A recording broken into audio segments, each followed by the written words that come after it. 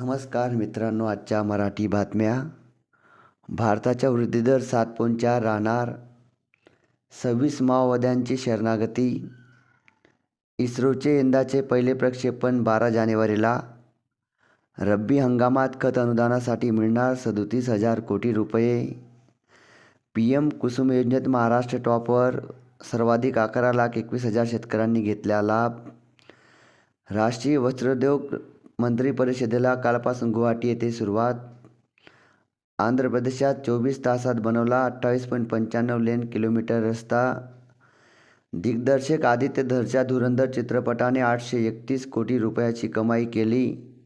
धुरंधर सर्वाधिक कमाई करणारा हिंदी चित्रपट ठरला. जनगणनेच्या पहिल्या टप्प्यासाठी अधिसूचना जारी. अपघातग्रस्तांसाठी कॅशलेस उपचार लवकरच. रस्त्यावरील अपघात कमी करण्यासाठी चालकांना प्रशिक्षण देण्यासाठी 1021 चालक प्रशिक्षण केंद्रे सुरू करणार. नितीन गडकरी यांची माहिती. ऑस्ट्रेलियाने ॲशेस मालिका 4-1ने जिंकली. 29 जानेवारीपासून ढाका ते कराची थेट विमानसेवा सुरू होणार आहे. शिधावाटपात पुन्हा एकदा बदल.